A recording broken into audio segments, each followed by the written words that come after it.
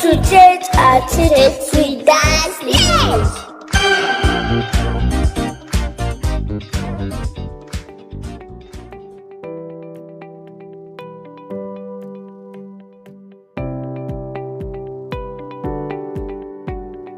Hello everyone, my name is Dashley and I welcome you to this week's episode of Tete-a-Tete with Dashley. Yes, like I said in the previous episode, today we'll be talking about rewarding kids. So if you're ready, I am ready, and I hope you'd enjoy today's ride. Yes, everybody loves reward, especially children. And then reward is a system for you to tell the child, okay, you did something that I asked you to do, and hey, this is what I said I was going to give you. And it is not a bribe. For most adults or parents, they think it's, I need to bribe this child. No, it's not. It's just simply your child earning what he deserves or doing what you asked him to do, and then he did it correctly, and then you tell him, hey, this is what I said I was going to give you, and here you have it. Now, how do you go about achieving what you want your child to do? The first thing is you need to be specific. You need to calmly and clearly state your expectations. What are those things you want the child to do? Okay, yes, when you wake up in the morning, I want you to pray. You're being specific. I want you to pray, and when you pray, then you will get this.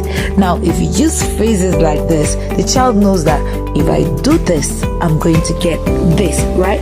And then the child needs to understand consequences. Now, consequences are not punishment. Yes, they're just a way of letting the child know that there's an outcome for everything we do naturally in life. Now, for every action there is reaction. Now, the child needs to understand that, and as a parent and as a caregiver, please ensure that you follow through these consequences, because most of the times we'll be like, okay, if you don't do your homework, you're not going to watch TV, and then you end up finding the child watching TV. The child is not supposed to do that. So you need to be thorough. You need to go through with the consequences you said it's going to happen if the child doesn't do something.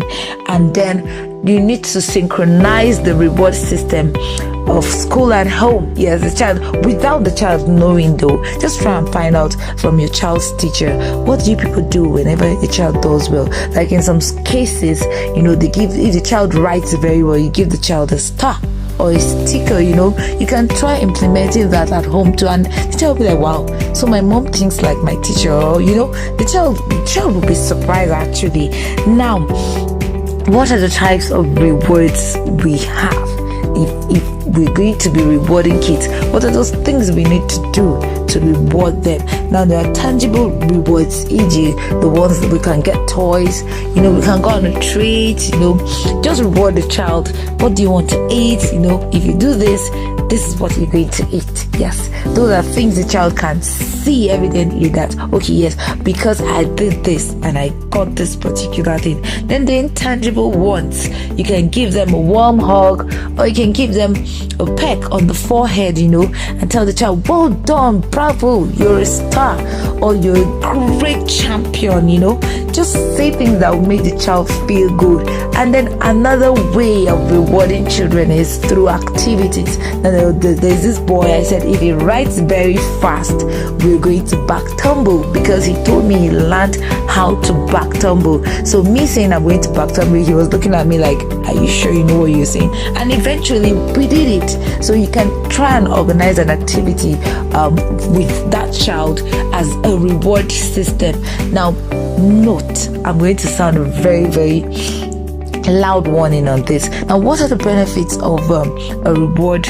Now, I'm going to talk about a reward system subsequently in the tete-a-tete, but today we're talking about rewarding kids. Now, it encourages good behavior, because you're trying to change a behavior that you think is not good in a child. So if your child keeps on doing what you think is good, of course you're encouraging the child to be good. Yes, that's one of the benefits. And then it increases self-esteem. Now imagine the child knowing that what I'm doing is good, and you not being there, the child will do it confidently. by himself or by herself without you being there to supervise it.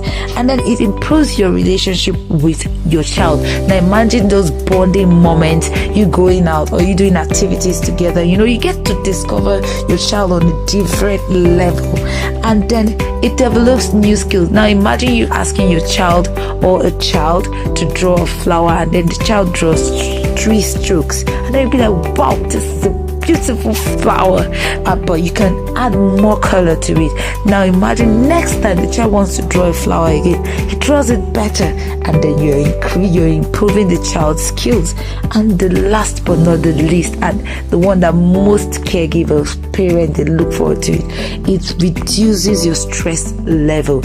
Yes, that's just the ultimate benefit, because your child is doing what you actually want him to do, so you don't have to stress it out.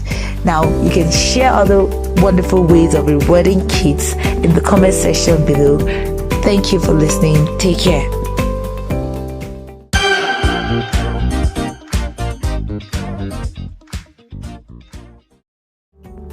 We are in the era where most people are becoming entrepreneurs. Join me next episode as we talk about introducing businesses to children.